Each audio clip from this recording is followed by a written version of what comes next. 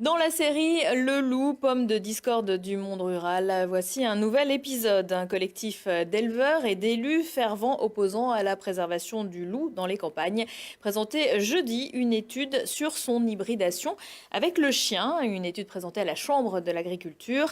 Cette étude obtient des résultats diamétralement opposés à ceux d'une autre recherche, commanditée cette fois par l'Office national de la chasse et de la faune sauvage.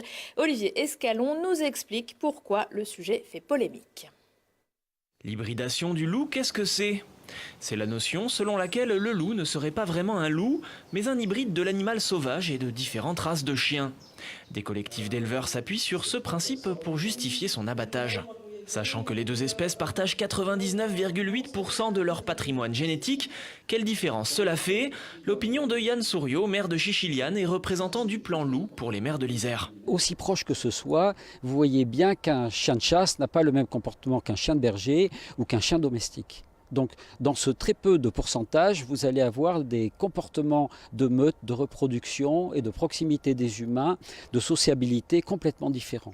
Une étude commanditée par l'ONCFS, l'Office national de la chasse et de la faune sauvage, produit les chiffres suivants. À partir de 228 échantillons récoltés sur l'ensemble du territoire français, déjections, poils et urine, 130 individus ont été identifiés. 120 sont des loups, tous de lignée génétique italienne, 10 ont des signatures génétiques d'hybridation. Une deuxième étude commanditée par un collectif d'éleveurs et d'élus auprès d'un laboratoire allemand a également été menée. Sur une soixantaine de prélèvements, 20 individus ont été retenus, tous considérés comme hybrides avec une prédominance d'origine russe. Alors comment expliquer cet écart ? Depuis que j'ai demandé qu'on retire les hybrides des quotas, l'ONCFS, dans l'été, a fait faire à la va-vite des analyses et a répondu 7% d'hybrides alors qu'il prétendait qu'il n'y en avait pas jusqu'à présent.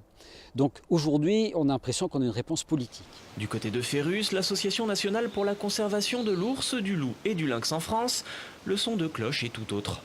Je pense qu'on voit bien qu'on est là non pas dans une validation d'études scientifiques, mais on est carrément dans une communication contre le loup. Le but est évident, c'est de vouloir démontrer de toute force que les loups ne sont pas des loups, que sont tous des hybrides et qu'il faut donc tous les éliminer. Mais oui, c'est évident qu'on ne peut pas trancher nous-mêmes comme ça, ça peut se faire que de manière scientifique. Le parc naturel régional du Vercors a demandé que les deux études soient confrontées pour séparer le vrai du faux. Il y aurait environ 300 loups sur le territoire français.